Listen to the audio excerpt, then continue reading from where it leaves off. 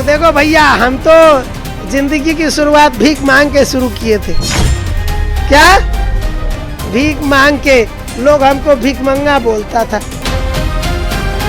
तुम्हारा बच्चा चोर बन जाए, नशेड़ी बन जाए, शराबी बन जाए, गजेड़ी बन जाए, डकैत बन जाए, बलात्कारी बन जाए, सब स्वीकार है। खाली अभी तुम्हारी बीवी कड़िया बच्चे को बोलता हो दे दे अपना बच्चे को, बाबा बना देते। बाबा का मतलब क्या होता है? BA बैचलर ऑफ आर्ट्स और बैचलर ऑफ आत्मा।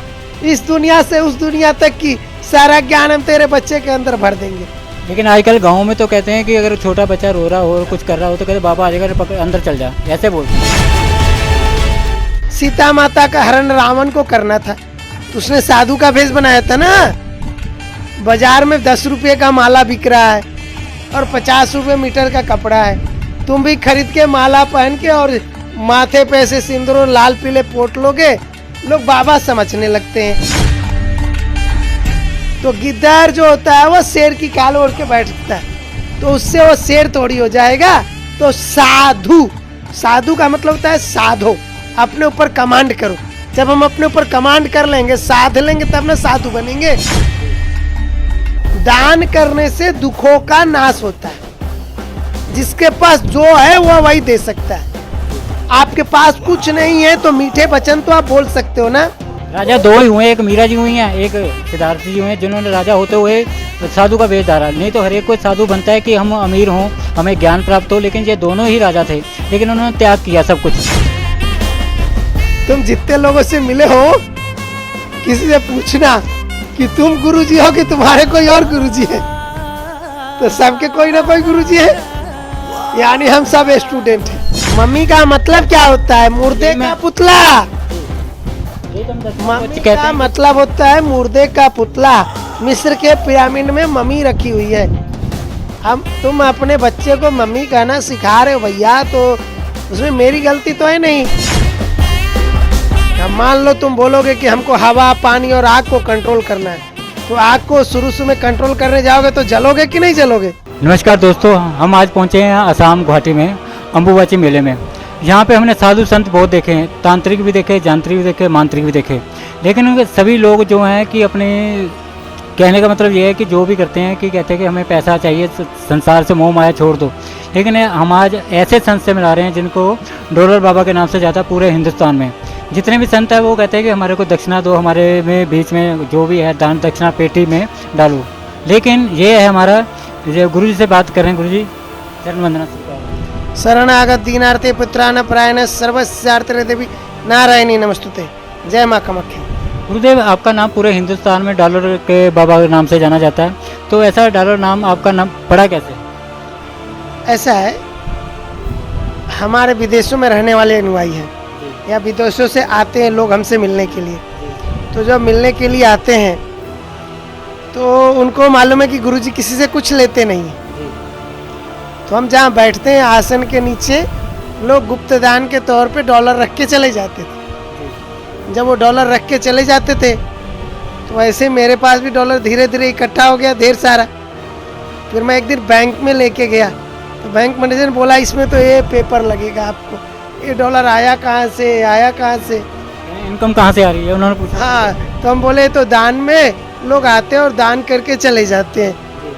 हमारे अनुयायी हमको प्रेम करने वाले दे के चले जाते हैं। तो फिर मेरे पास कुछ बच्चे आए तो मेरे पास डॉलर रखे थे, तो मैंने क्या किया कि बच्चों ने बोला गुरुजी आपके पास तो इतने डॉलर रखे हैं, तो मैंने उनको डॉलर उठा के दे दिया।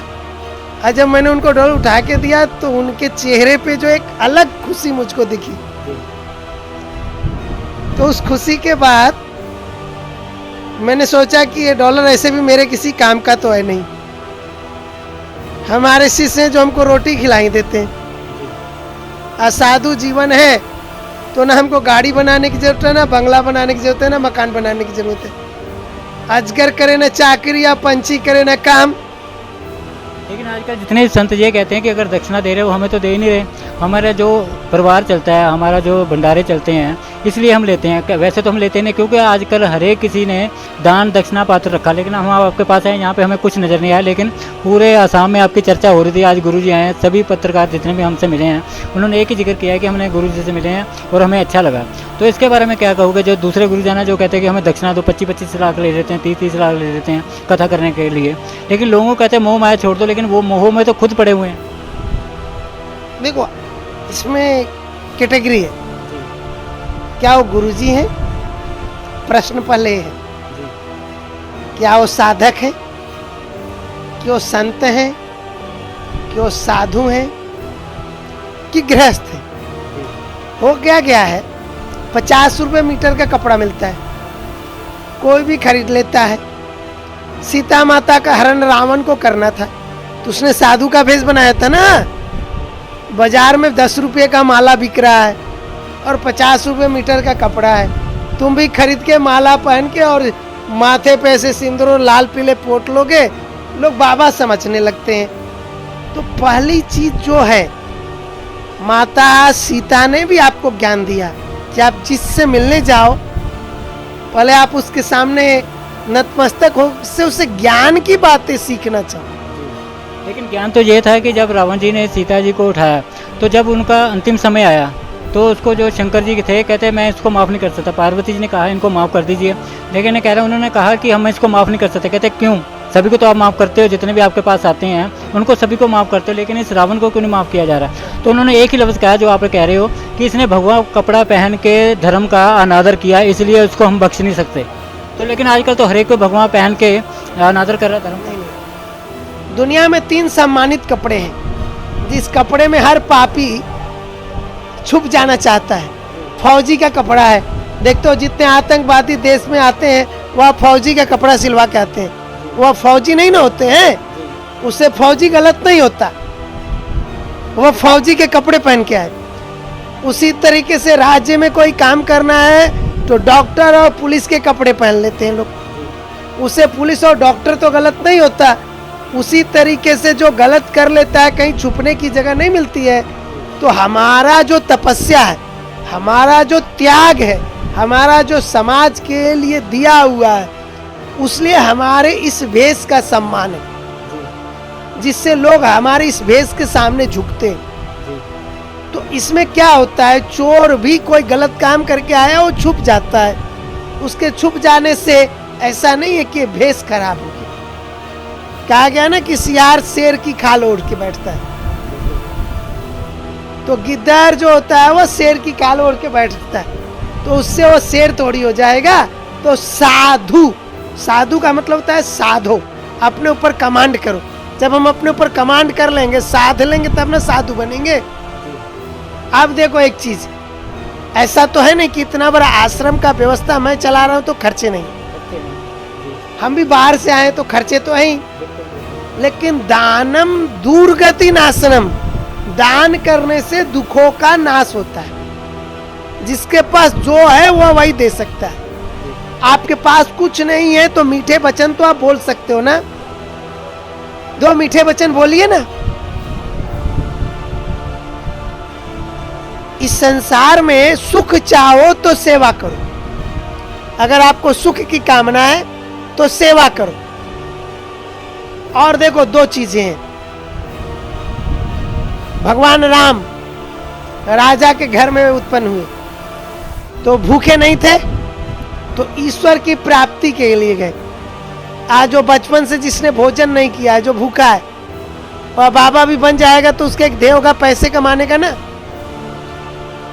तो उसने धन तो देखा नहीं है। जैन धर्म के 24 तीर्थंकर राजा हैं, सिद्धार्थ गौतम बुद्ध राजा के पुत्र हैं। लेकिन बचपन में उनको कहा गया था ना इन्होंने संन्यास ले लिया। अब भूखे नहीं न थे बचपन से, राजा थे। राजा 2 ही हुए, एक मीरा जी हुई हैं, एक सिद्धार्थ जी हुए हैं, जिन्होंने राजा होते हुए साधु का वेश धारा। नहीं तो हर एक कोई साधु बनता है कि हम अमीर हों, हमें ज्ञान प्राप्त हो, लेकिन ये दोनों ही राजा थे, लेकिन उन्होंने त्याग किया सब कुछ। तो अगर आप भूखे रहोगे तो आप भोजन के पीछे जाओगे, और जब आपका पेट भरा है तो आप ईश्वर की खोज में निकलोगे। जब तक आप जिस चीज को खोजोगे नहीं, आपको वो चीज तो नहीं मिलेगी। आप चाहते हो भगवान हमसे मिले, तो उनके लिए भगवान की खोज करनी पड़ेगी ना आपको। लेकिन रास्ता भी तो पता होना चाहिए ना। अच्छा, एक बात बताओ,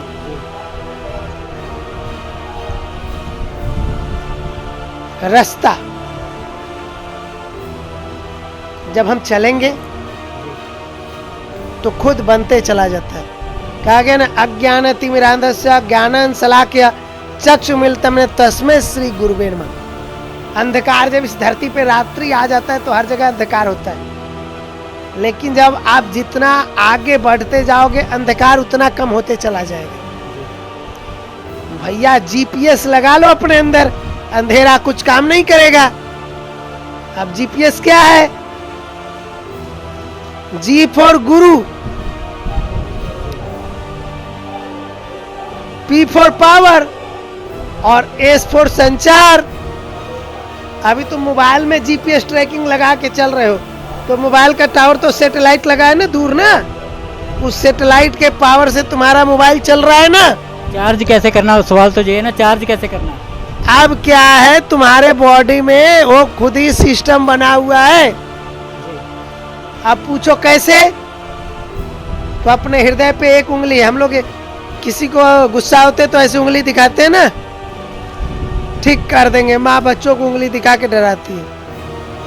अब यही उंगली अपने तरफ ऐसे करो और बोलो ई स्वर, ई स्वर, ई स्वर। समझ में आया कुछ? ये जो स्वर है, जो शब्द है हम बोल रहे हैं, जिस दिन ये निकल जाएगा ऐसे ही डेड बॉडी हो जाएगा। तो अंदर बैठा है, उस तक पहुंचने के लिए आपको गुरु की शरणागति करनी पड़ेगी। अब भैया आप स्कूल में एडमिशन लेने जाते हो तो गुरु भी, आप प्राइवेट स्कूल में जाते हो तो आपका इंटरव्यू होता है ना, टेस्ट एग्जाम होता है ना, कि हम पढ़ाएंगे तो तुमको समझ में आएगा कि नहीं आएगा। आंगनबाड़ी स्कूल में तुमको थोड़ी भर्ती करनी है। अब अगर तुम हमारे शिष्य बनना चाहते हो तो तुमको भी तो मेरा पात्र बनना पड़ेगा। अब मान लो तुम बोलोगे कि हमको हवा, पानी और आग को कंट्रोल करना है, तो आग को शुरू में कंट्रोल करने जाओगे तो जलोगे कि नहीं जलोगे? तो सर, तो आग से ये कहते हैं कि अब हम अम्बुबाची मेले में बैठे हुए हैं, आप भी आए हैं। यहाँ पे जितने भी तांत्रिक हैं, जितने भी गुरुजी हैं, जितने किन्नर लोग हैं, सभी आते हैं भक्ति करने के लिए और कहते हैं कि हमें पावर चाहिए।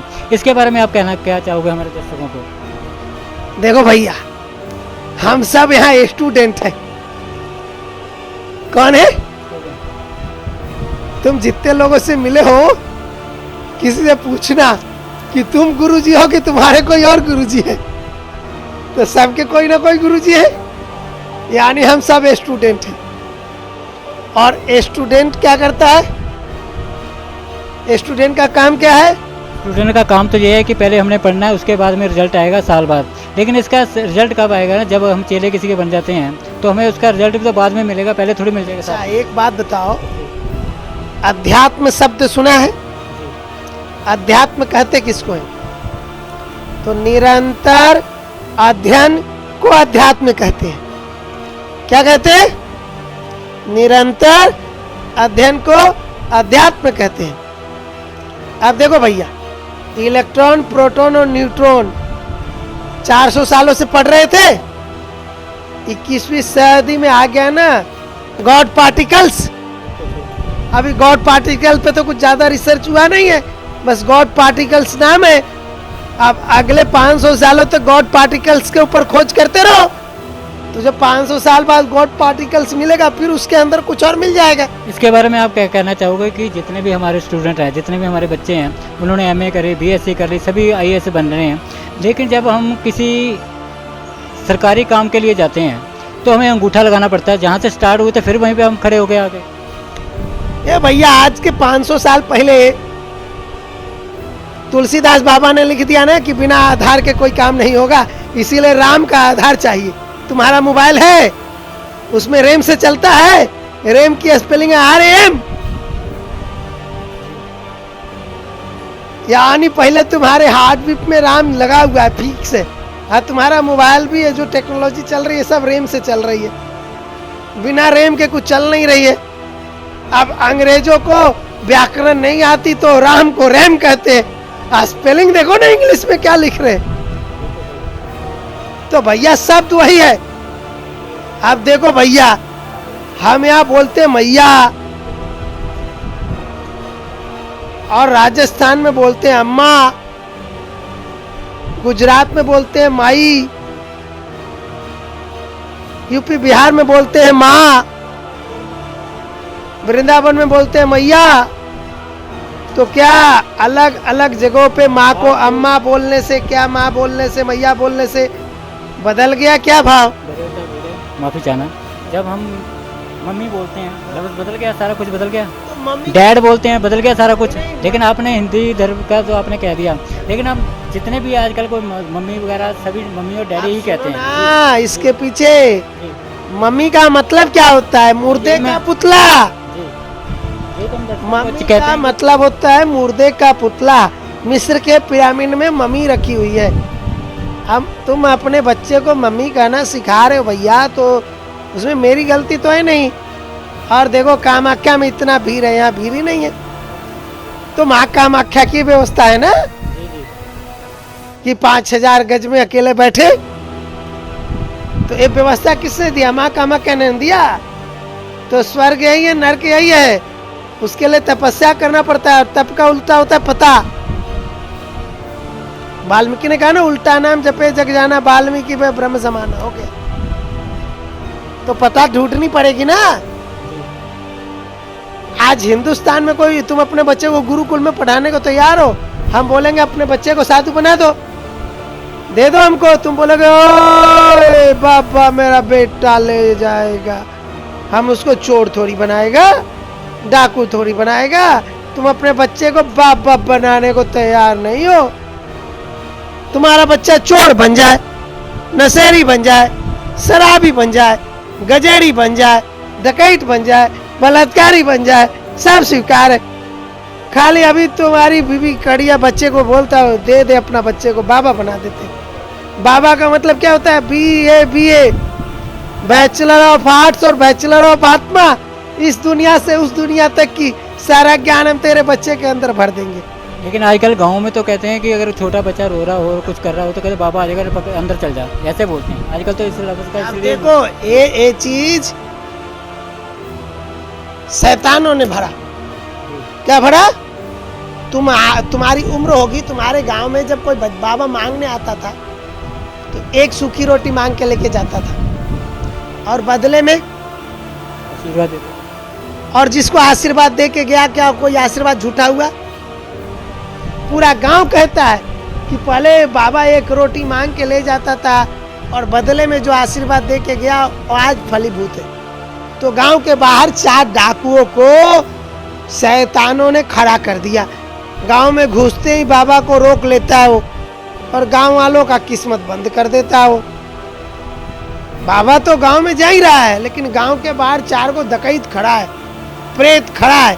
वो गांव में बाबा घुस जाएगा तो पूरा गांव का सांस्कृतिक विकास कर देगा। तो बाबा को गांव में घुसने ही नहीं देता।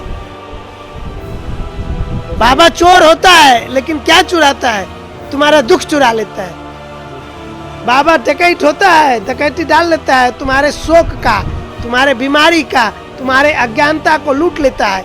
कौन कहता है बाबा नहीं लूटता है? लूट तो लिया, तुम्हारे अज्ञानता को लूट लिया, तुम्हारी मूर्खता को लूट लिया, तुम्हारे अविवेक को लूट लिया। तो लुटेरे तो हम ही भैया।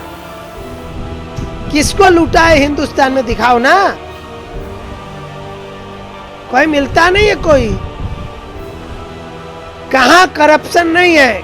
2% तो पुलिस में भी भ्रष्टाचार है, 5% तो डॉक्टरी में, आर्मी में, हर जगह भ्रष्टाचार है। बाबाओं में तो 0.1% नहीं है भैया। कितना नहीं है?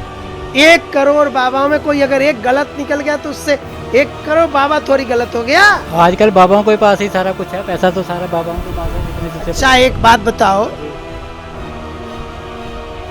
तुम मेरे पास आए हो, आज तुम्हारे पॉकेट में 10 रुपये नहीं है, हमने तुमको आशीर्वाद दिया, अच्छा शिक्षा दिया, अच्छा रास्ता बताया, अब तुम करोड़पति हो गए।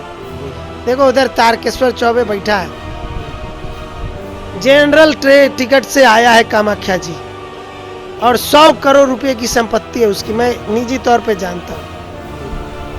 अब देख के कोई ना जान सकता उसको कि 100 करोड़ की संपत्ति है उसके पास, क्योंकि मैं निजी तौर पे जानता हूँ उसका। शहर का सबसे प्राइम लोकेशन पे उसका जमीन है भैया, क्या समझे, बीच टाउन में कम से कम 50 एकड़। लेकिन अब वो जनरल टिकट से आया है, तो किसी के चेहरे पे थोड़ी लिखा है, लेकिन अब वो करोड़पति हो गया। मैंने बोला ए चौबे, तेरा भंडारा करना है, दे दे यार। तो बोला जी गुरुजी, और एक ट्रक सामान लेके पहुंच गया। तो लोग खाया सामान, लोग कह रहा है बाबा खिला रहा है, बाबा ने थोड़ी खिलाया, बाबे की संपत्ति थोड़ी लगी। बाबा ने बस एक रास्ता दिखाया कि सुख चाहो तो सेवा करो, सुख चाहो सेवा करो, सुख चाहो तो सेवा करो। अब वो खिला हो रहा है, मैंने तो उसे प्रेरणा दी, वो मेरे प्रति समर्पित था, तो उसने वो कर दिया। नीम लगे ना फिटकिरी, रंग चोखा चढ़ गयो। दुनिया जान रही बापे कर रहा है, बापा तो चुपचाप बैठ के माला जप रहा है। करा सब कमरू कामाख्या मैया रही है। और देखो भैया, तुम जिस चीज को ढूंढने आओगे तुमको वही मिलेगा। तुम चोर को ढूंढने आओगे तो अनाउंसमेंट हो रहा है पॉकेट मारो से सावधान। तुम चप्पल ढूंढने आओगे तो मंदिर के बाहर चप्पल खुलवा दिया, जाओगे चप्पल नहीं मिलेगा अगर तुमको चप्पल की चिंता है तो। तुम मैया को ढूंढने आओगे, मंदिर में जाओगे, मंदिर के को टच करते तुमको लगेगा मैया मिल गई। तुम समाचार की खोज में आए, इतने दिन से भटक रहे थे, आज समाचार मिल गया ना, तो जो चीज खोजोगे वही ना मिलेगा। अब वैसे ही बाबा है जो भगवान की खोज में है, उसको भगवान मिलेगा।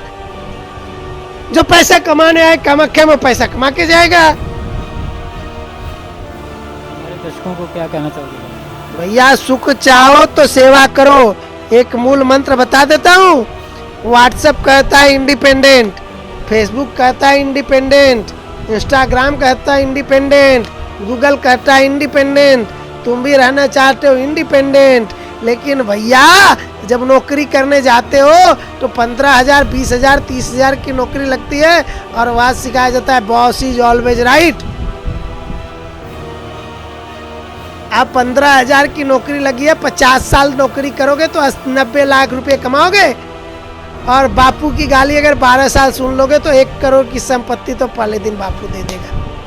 तो सोचो बॉस की गाली सुननी है कि बापू की गाली सुननी है? बापू की सुनिए। तो 12 साल में करोड़पति बनना हुआ, 50 साल 15,000 को कैलकुलेट करके देख लेना भैया। 50 साल तो कोई नौकरी करता नहीं है, तो 15,000 से शुरू करोगे तो सैलरी इंक्रीज करते करते 90 लाख रुपये कमाओगे भैया। तुम 2 करोड़ कमाओगे, और तुम जिस घर में रहते हो आज उसकी कीमत है 2 करोड़।